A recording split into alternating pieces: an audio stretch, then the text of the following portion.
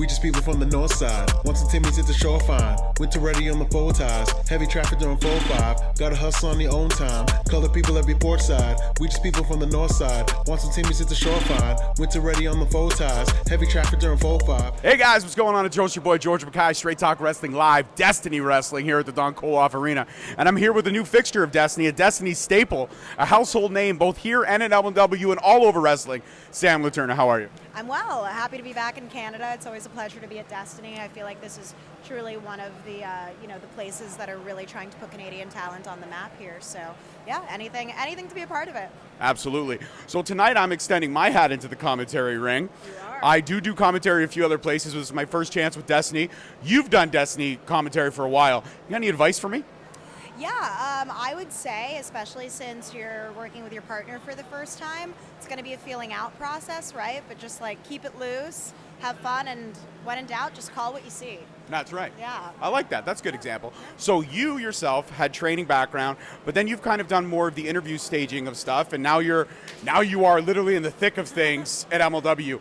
You have been involved in a lot of things. One of the crucial segments that I remember is the Willie Mack shadow slap that nobody saw coming on Alex Kane. He actually exposed Alex Kane's glass jaw, if you will. What was your thoughts when that whole situation was happening? I know you just got out of there, but you had to take it in for a couple seconds. I mean, my first instinct is to always get the heck out of there when there's two big men getting down. It would seem like this rivalry is really heating up between the two of them, and I think it's really going to come to blows on September 3rd for our next MLW event. All in all, though, Alex Kane has been a really dominant champ, I would say, and some way, somehow, the people love Beaumaye, but I think we're going to be maybe seeing Willie Mack come in for a very strong chance at winning the title. Wow. Okay, so you're not predicting a Willie Mack win, but you're saying Willie Mack's got a definite chance. I think that Willie Mack has the desire to hold gold right now, and as we've said on MLW, it is the summer of Mack, so what better way to end the summer in the States than MLW World Championship gold? I like that. I like that. The summer of Mack. It is true. You have stapled that. Now, what's your thought process on MLW has one of the best commentary teams, in my honest opinion. Absolutely. Matt Stryker and Joe Dombrowski just have it. The chemistry is phenomenal. What's your thought process on the fact of how those two gelled in such a short time? I mean, the both of them have been working in the industry for like 20 plus years. Matt as, wrestler, interviewer, jack of all trades with broadcasting, but of course his wrestling background. And then Joe Dombrowski, I think he's a dark horse in the commentary game. Everyone knows him, but until you really see his work and get on a show with him, the questions he's asking talent, the thought that he puts into it, the note taking, it's really inspiring to see literally someone come with a notepad this thick with the last 10 years worth of his work basically, and just being able to draw upon that. And then with Stryker, I feel like he wants to have a good time, and I think he brings that out of Joe. Yes. On the call, sometimes putting Joe in awkward situations too, but that's the mark of two great commentators. One hand wipes the other. That's true. And also yourself, I got to say, your backstage interview style, you go right through the throat every time. Every time you're hitting right, you're not feeling into the questions. You're like, Alex, what's your thoughts on this? Willie, what's your thoughts on this? The calling, you're all screwed up in your heads, but what's your thoughts on this? You give no fucks when it comes to asking those tough questions. Do you ever feel like you get some backlash sometimes when they're like, I didn't think you were going to go that hot that quick? I mean, I've never gotten any personal backlash unless on camera, of course. Some people don't react to being asked a question they weren't expecting, maybe. That's often the case with the hard questions.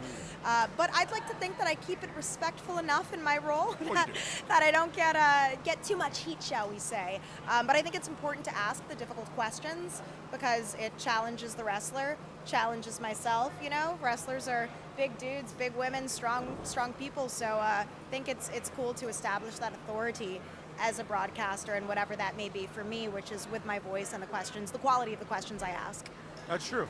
Absolutely. I agree with that 100%. How's the quality of what I'm asking so far? Is it good? I love it, and you're very off the cuff but organic, and that's the key to a good podcaster, broadcaster, what have you. So yeah. Look at that, the Sam Leterna staple right there. So in terms of, let's talk featherweights for a second. Yeah.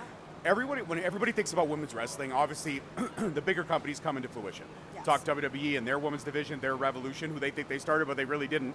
Impact was the first, in my honest opinion. The knockouts were breaking down barriers long before anybody else. So in terms of the featherweight division, Do you see them being a fixture in women's wrestling in the future? I think that the featherweight division at MLW is currently on the upstart. I would say there wasn't really an established women's division there for some time, but with Taya Valkyrie taking the helm as the inaugural featherweight champion, I think that was a great mark of prestige for the title. And then now, of course, we have the God Queen, Delmi Exo, with that reign. But I've got to say, there are some women that are coming down the pike, particularly the international pop sensation Becca, who has just been killing it all over the Northeast, in the UK, Germany, Spain, etc. So I really think that this is a woman with the desire for gold, the zeal for gold particularly. So I really do think the future of the MLW women's division is on the shoulders of Delmi Exo and Becca. All right, I would agree with you on that 100%, but I have to ask you this. You know that I have the side podcast, the MLW Yes. Rewind. We do. A lot of people at MLW seem to know it, and they seem to watch it, so Yeah, that's great. absolutely. So I have to ask you this. You know my take then on Becca. She's a great in-ring technician. She's a great personality. She couldn't sing. If a cat was being strangled beside her, the cat would have a better tune. My broadcast partner, Rob, differs with me profusely on this, saying that she is the next big thing in pop music. Where does Sam Leterna stand? You know, I think that Becca is for a very niche audience within the music scene. I think it's like more of a techno-y pop Deaf kind people. of thing. Perhaps deaf people. She'd kill me if I said anything bad. So Becca, salt of the earth, amazing singer, international pop star in her own right though, because I've yet to see an actual world tour. But, Right, exactly. You can't be international if you're not outside of America. Yeah, but one thing I will say, Becca has done concert sets at wrestling shows as well that don't involve her explicitly wrestling. So she's someone that's very much so trying to get her name out there in pro wrestling and also in the music scene. Fair enough, fair enough. All right. Where would you rank Hot Summer Fun? Is it on your playlist? It is not on mine. It's not on my playlist, but when I don't have playlists, to be honest. I'm kind of like a shuffle gal on Pandora. I'm old school. But I actually took a look at it. I was going to make a reel out of Hot Summer Fun. Okay. And what I will say is that it has accrued quite a few uses on audio reels. So All right. a notch in the belt of Becca. All right. People are downloading. People are, yeah. Yeah. Yeah. Yeah. So it's not on my playlist, but it should be on yours. It's not on mine. I don't think it'll ever be on mine. It's not 100%. You're Never. not a Becca fan. No, I'm a Becca fan of her in-ring ability. I'm Just not the singing. No, not the singing at all. I can't say that. Now, in terms of bringing in a big name like Matt Cardona, we're talking about one of the indie darlings who's had a resurgence on the indies. He knows exactly how to build his brand and his character. He's going up against the rather unorthodox Mance Warner at Fury Road. In a Kiss My Foot match, one of the staples of old school wrestling at its finest, next to the dog collar match or anything like that. Whose foot would you rather kiss if you were on the losing end of this match? I believe, for me, it would be Matt Cardona because I know it's manicured. I know his routine. He laid out his routine. I don't think that Mance Warner has a manicure routine. You know, I don't think Mance has a manicure routine. If he does, maybe it's just, you know, a little clear coat. I'm not getting that he's that kind of guy, but I'm all for manscaping. But I would say any person's foot that's getting exposed after like having a wrestling boot covering it, it's gonna be stinky either way. But I would have to go with Cardona over Mance for the cleanliness aestheticness, factor. right? Okay, I got it. Yeah, Yeah, I not got to it. say that Mance is unclean, but we just don't know. There's more variables with a Mance Warner. There's what a they're lot saying. of a lot of variables in what's in that Yeah. boot. Like we Those- don't know what's in that boot. Those cowboy boots have been worn for like a millennia. a so, long time. Yeah. Ooh.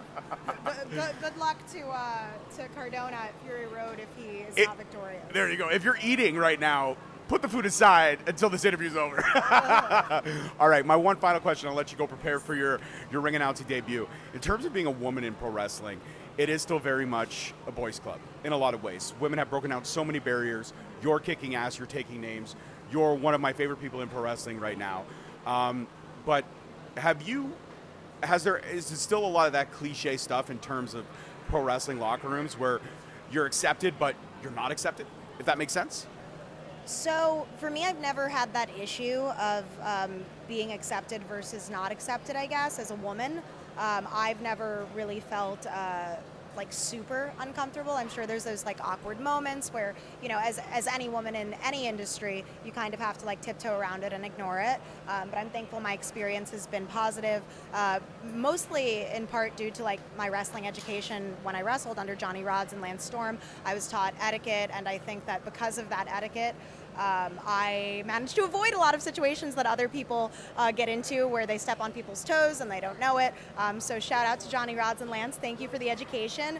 But as far as women in broadcasting go within pro wrestling, before I started doing this, the only woman I had really heard of like taking the ball and rolling with it was Alicia too here in Canada, and all the respect in the world for Alicia's work. I know now she's doing a lot of work with music and media and stuff like that. So since 2020, I think it's really been me, Alyssa Marino, and Veda Scott, at least in the States, just kicking ass. And I've never really felt like, oh, it's men versus women within broadcasting, because over the past 3 years, it's just been us ladies that have been the ones hustling. I'm not gonna lie, not to say the men aren't hustling, but we're making towns just like the wrestlers. And we're really trying to make a name for ourselves and establish that women can be voices of authority, particularly on commentary. You absolutely have, and I hope your star continues to shine. You're a fantastic pleasure. And I wish we could talk forever, but you and I both have a show to get ready for. Yes. I just need one more thing. I need that Sam Leterna energy. Look at his camera. Tell him what an amazing conversation you had with Straight Talk. And they should subscribe, because I'm not as adorable as my daughter, but I do have adorable features. Guys, Sam Leterna here. You are watching Straight Talk Wrestling. I had an amazing time being interviewed, and I would highly, highly recommend that you subscribe, hit that like button, and even click for notifications. Look at that. It just rolls off the tongue so seamlessly. When I do it, I stutter all kinds. Guys, that's it for this one. Peace, love, and wrestling. We'll see you next week. Peace.